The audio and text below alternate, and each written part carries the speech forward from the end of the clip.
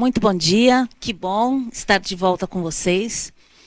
No encerramento do dia de ontem, eu estava comentando como é bom estar de volta fazendo eventos, mesmo que online, longe fisicamente de todo mundo, mas perto na participação. Muito bom estar de volta, esperando que em breve a gente se encontre de forma presencial em outros eventos. Nós começamos a fazer esses painéis setoriais na segunda-feira e hoje é o último dia. Hoje nós teremos agora a Supermanhã, que é o painel saneamento básico junto com equipamentos para composites. Às 14h30 o painel mineração e às 15h30 o painel energia eólica. Hoje pela manhã nós teremos a apresentação do IBECOM, Parker Lord, Abratuf, Fibermac e da Instron. No painel mineração, Lanxess e Lubrizol. E no energia eólica, Gatron e a Parker Lord. Ontem nós batemos mais de 1.500 pessoas participando dos painéis setoriais nessa semana. E acreditamos que até o final do dia a gente bata a marca de 2.000 pessoas. Então, muito obrigada pela participação de todos. Então, nós vamos dar início com a palestra Avanços na Produção de Tubos em Compósitos para Saneamento, com o nosso querido e grande especialista Francisco Carvalho, do IBECOM. Seu Francisco, muito obrigada por participar mais uma vez dos eventos e tenha uma ótima apresentação. Muito obrigado, Simone. Um bom dia para todos.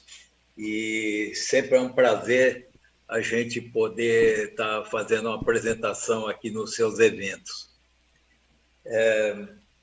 O assunto de hoje, até para começar a abordagem, eu vou ter que contar uma história, uma pequena história de como isso começou, né?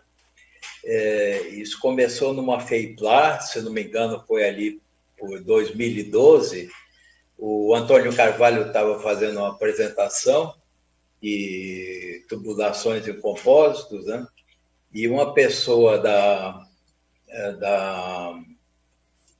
Petrobras perguntou se seria possível tubulação para transporte de etanol.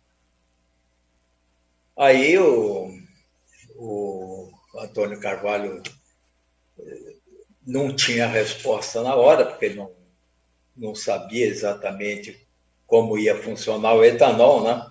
São moléculas, a molécula é muito pequena, e ela pode atravessar, pode atravessar a estrutura do tubo, né? Quer dizer, dá um problema de exudação, por exemplo. Então, ele vou estudar, né? E aí começou, vamos ver o próximo slide, por favor. Aí ele começou a estudar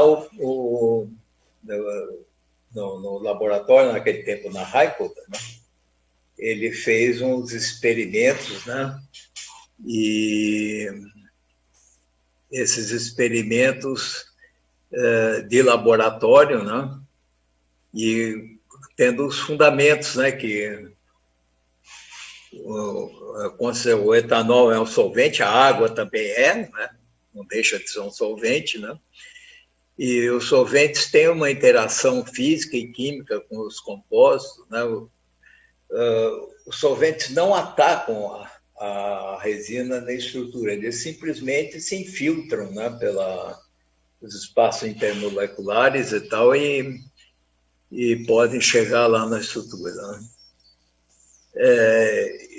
E os compostos não são compatíveis com solventes em aplicações estruturais, né? Eu vou passar rápido isso aqui na parte do etanol, para a gente não perder muito tempo. O etanol é um solvente, como a água também é um solvente, tem aqueles. Vamos ver o próximo, por favor. Bem, quando a gente tem um ataque desse tipo, a primeira coisa que acontece é a classe de pressão cai. A classe de pressão cai por quê? A alta absorção de etanol reduz as propriedades do compósito, né?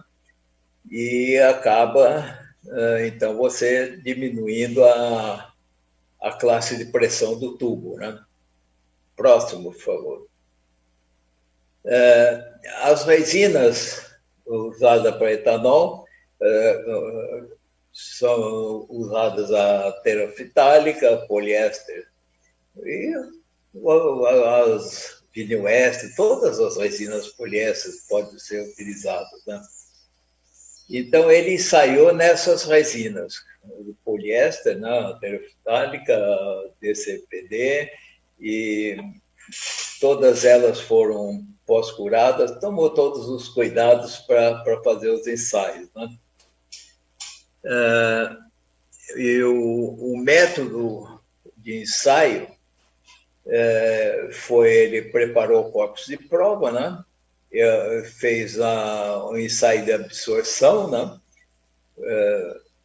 E esse ensaio chegou a durar, acho que mais de ano. E ele foi medindo o coeficiente de difusão, né? E vendo quanto que era que a resina absorvia do etanol próximo. Bem, essas são as fórmulas, né, de absorção e para calcular o coeficiente de difusão. Ele utilizou isso daí. E os resultados foram que, você viu, a resina que teve menos a absorção foi a vinil-éster, né, com 10%. E as outras, mas todos esses casos,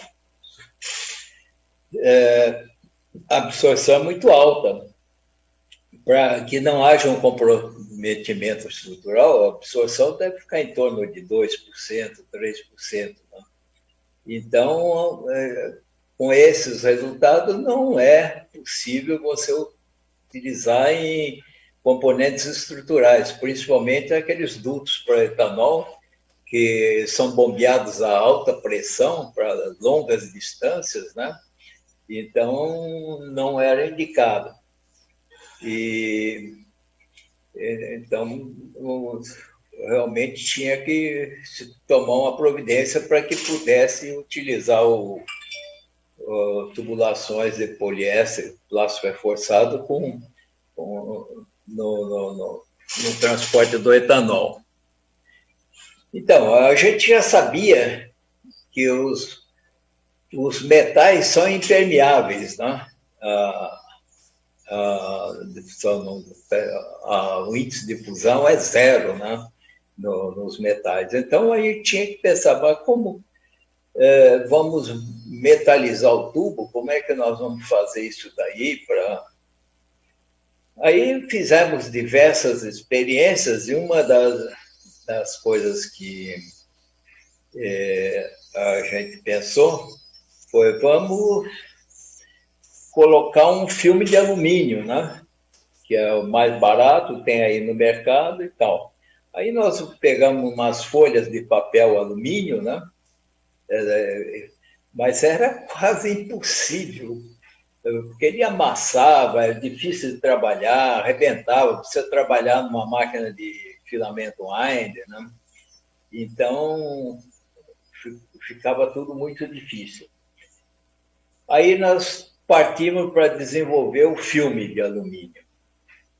E foi o que nós fizemos, arrumamos uns parceiros e aqui está o filme. O filme é esse aqui, ó. A gente vê.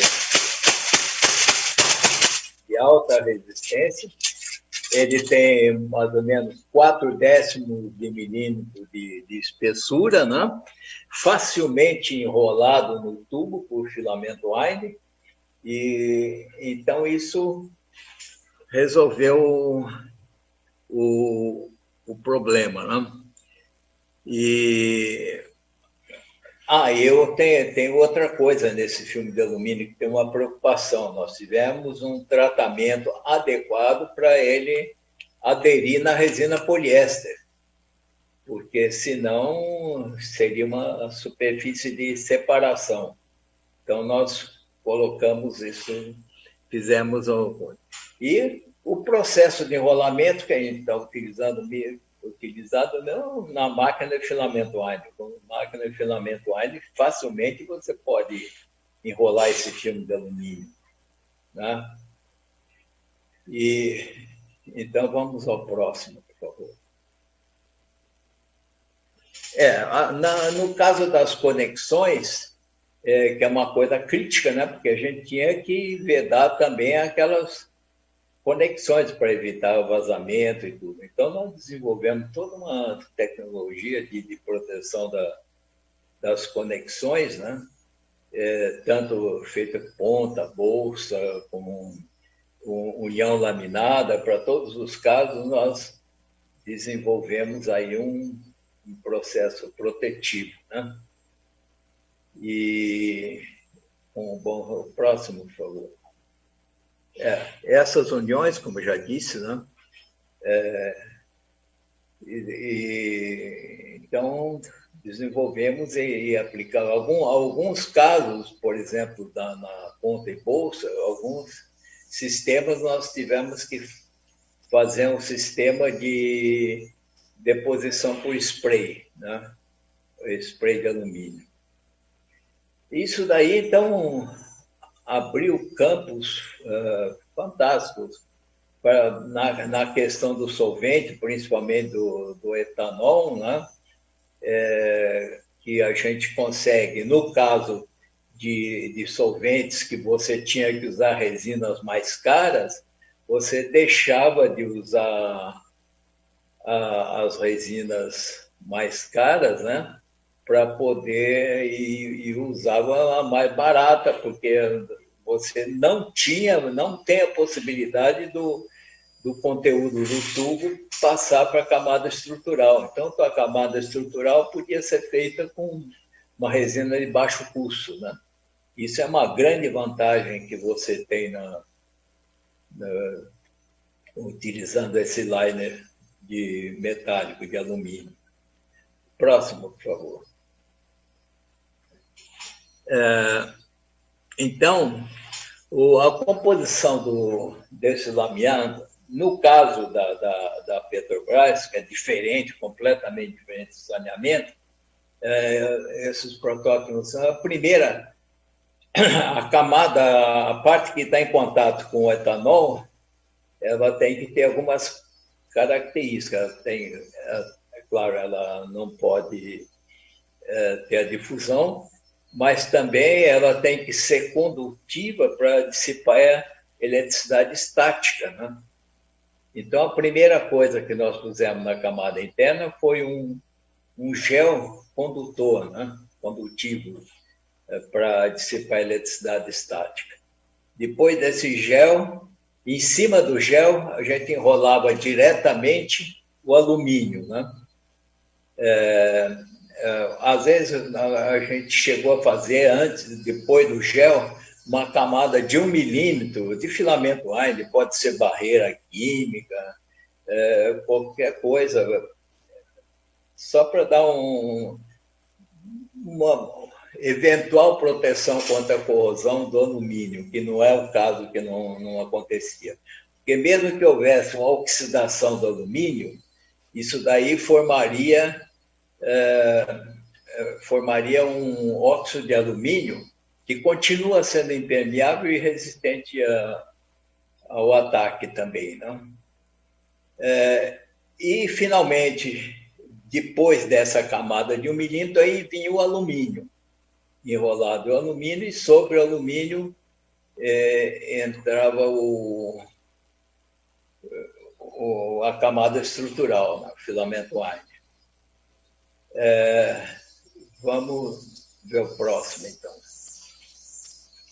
Está difícil de ler aqui, está pequeno aqui para mim.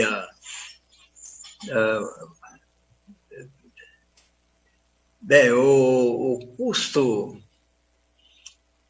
Bem, nesse caso, a gente usou resina de baixo custo, né? O resto, o custo de instalação, obviamente, é mais baixo. Isso são coisas que a gente já está cansado de saber da parte do compósito, que comparando com aço, tudo é muito...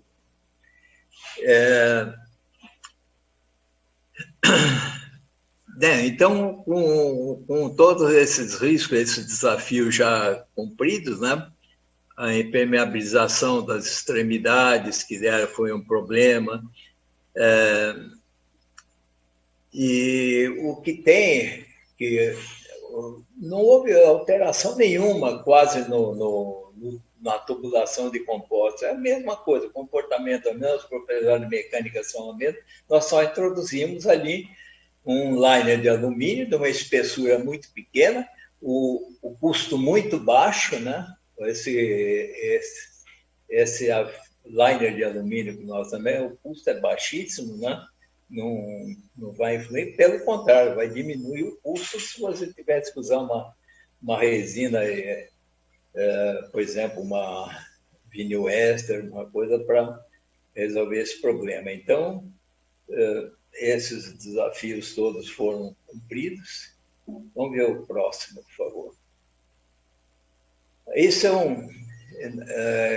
a Petrobras fez todos os testes, né?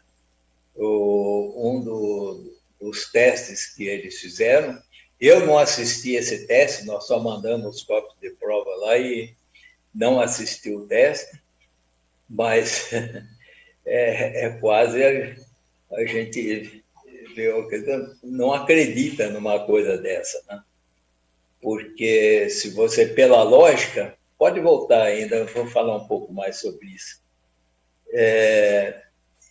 Pela lógica, o tubo poliéster vai embora, e o alumínio também, até o ponto de fusão do alumínio é baixíssimo, mas ele tem que, depois desse ensaio, ele tem que resistir ainda um certo tempo a uma pressão residual, né? Para evitar, por exemplo, numa plataforma, uma coisa assim, evitar uma explosão e um incêndio total, né? Mas o que explica esse comportamento do teste, por exemplo, são as propriedades ablativas dos compósitos, né? Porque o compósito, o poliéster, quando está queimando aquela parte externa, está se carbonizando, ela protege a estrutura, ela absorve o calor, não deixa o calor passar para dentro do tubo, né? Então, durante um certo tempo, tem uma certa proteção. Mas isso não é o caso, nós vamos aplicar isso em saneamento, não interessa essa resistência à temperatura, né?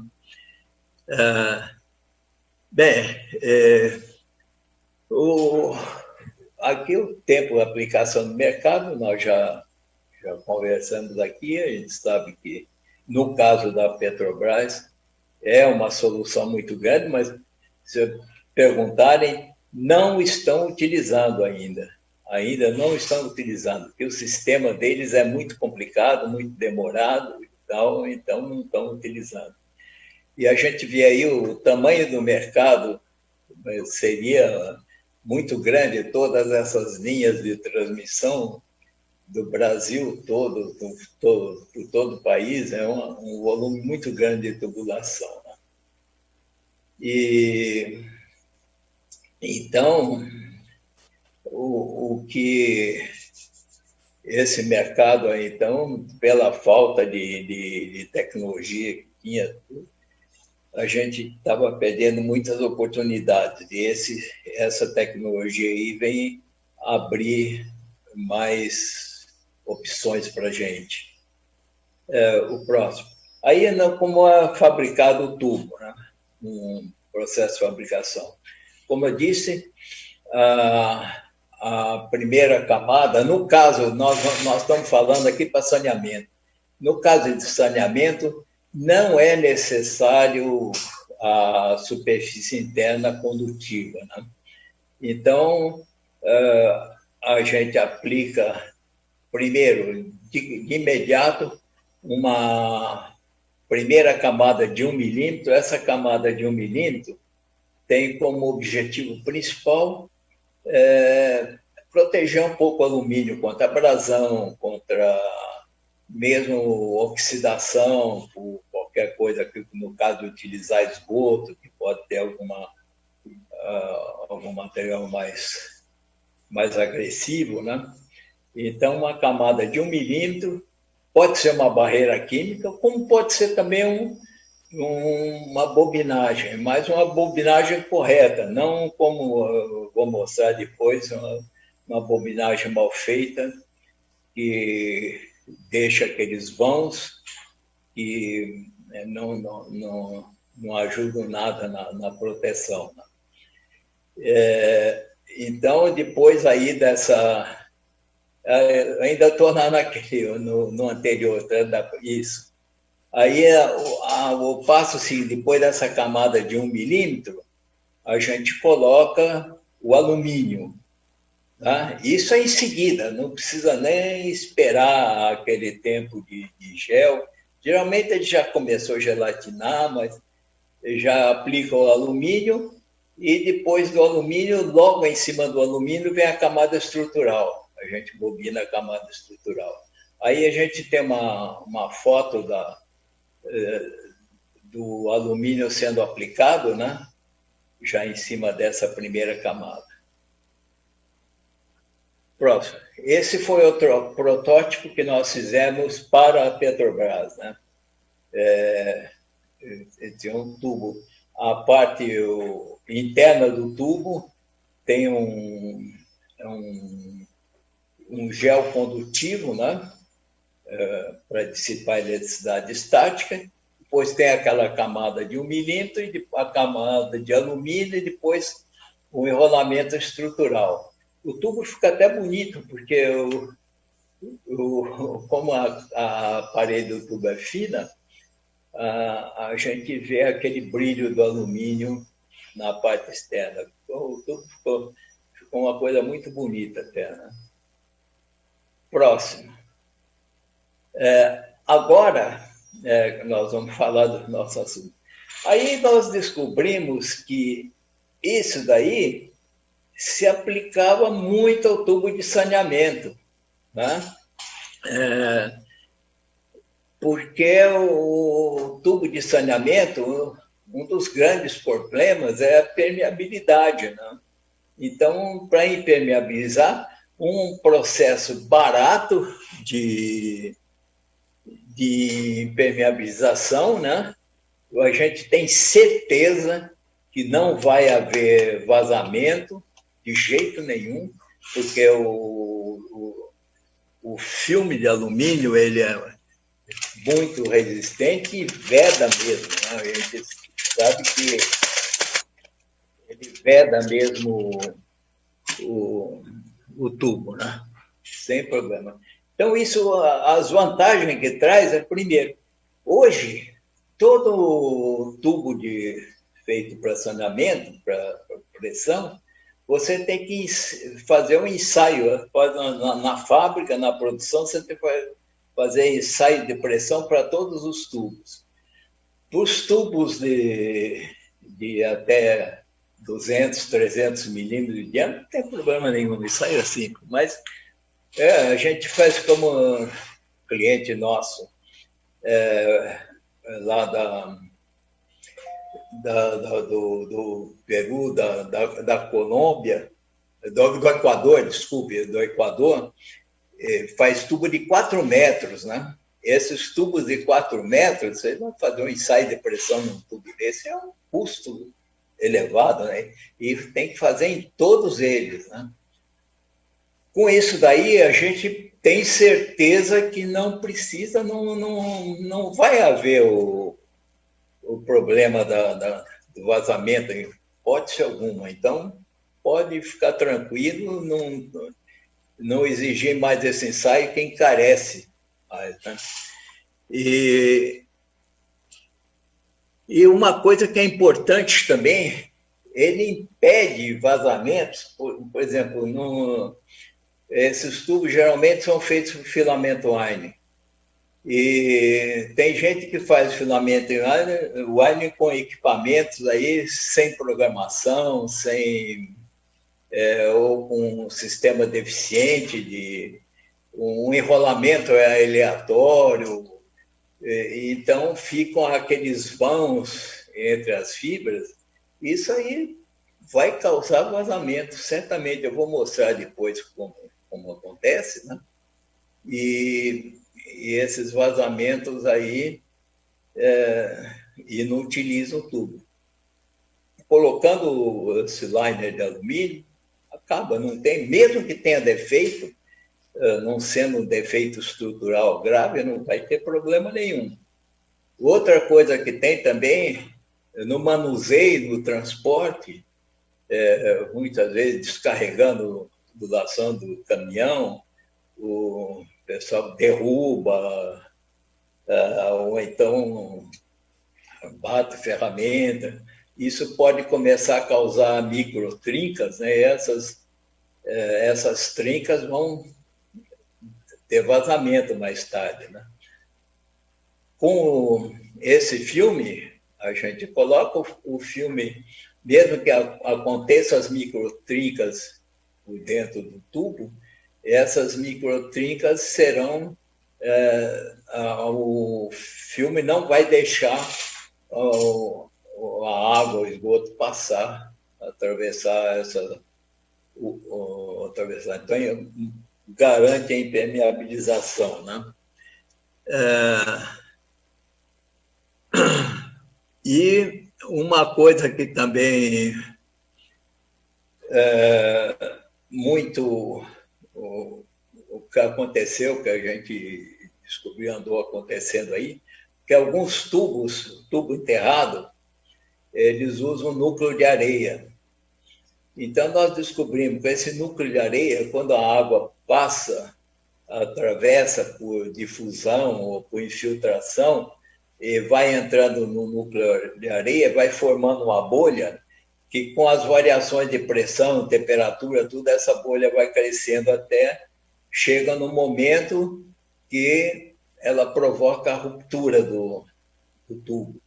Isso aconteceu algumas vezes aqui no Brasil, e o pessoal ainda não tinha descoberto o que era. Quem descobriu esse que nós chamamos de falha anômala foi o Antônio Carvalho, né? Que, analisando uma coisa, ele conseguiu detectar como realmente foi a causa desse rompimento.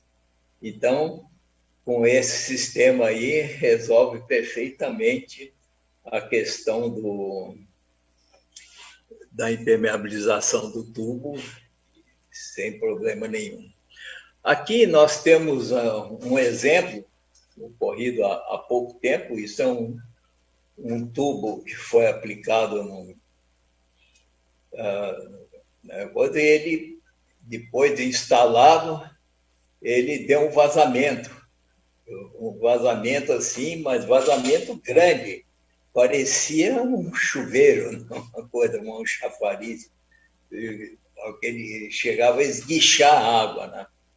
E a gente vê, é um tubo feito filamento wind, mas é isso que a gente tem que também... Ele não usou, ele usou apenas um véu de superfície, né? E enrolou em cima. Aí a gente vê pela textura aí, a gente vê, primeiro, parece que ele usou aquele famigerado pente. O pessoal tem mania de colocar na máquina de filamento um pente separando os ovens. Você coloca aquele pente ali, aquilo você forma, aquele vão vai ficar cheio com resina, certo? Aí, quando você vai na cura, aquela resina que está naquele vão, ela começa a pingar. Então, você começa a ter algumas aberturas ali, né? E outro erro que é muito grave, que essas máquinas que não têm uma programação eficiente e um aplicador, porque você tem, quando você faz o enrolamento, a banda de Hoven, ela tem que ficar bem próxima, sempre bem próxima uma da outra. Nós fazemos até uma sobreposição, uma pequena sobreposição da banda seguinte sobre a anterior, né? Isso daí garante a vedação. E é uma banda que não tem aquele pente. A gente não usa pente, a gente usa um arco para concentrar a banda. E a banda de Hoven no enrolamento é uma coisa muito importante. Você tem que conhecer perfeitamente a banda, você tem que conhecer perfeitamente a largura da banda, ela não pode variar. Você tem que conhecer a espessura e o teor de fibra nessa banda. Porque aí na tua programação, inclusive no teu cálculo estrutural, você tem que usar as características dessa banda, né? Então, quando você faz o enrolamento, você tem o passo que você tem que preencher com fibra.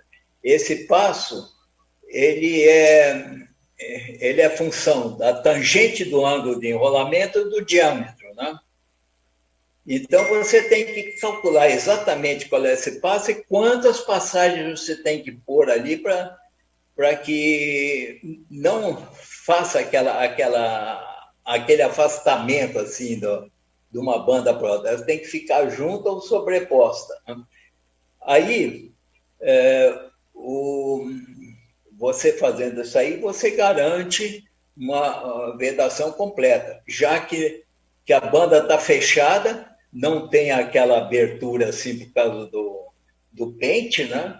Então, você, com a própria banda de Hoven, você faz o fechamento. E a máquina, o equipamento, tem que ter uma programação eficiente para fazer isso.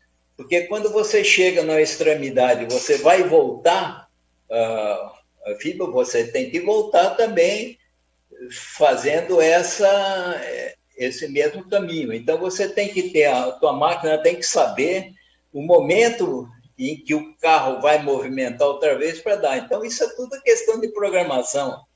Então, filamento wire não é só enrolar uma fibra num mandril, você tem que enrolar com os movimentos controlados, com todo matematicamente controlado, para você poder ter um resultado bom. Aí você tem uma estrutura eficiente.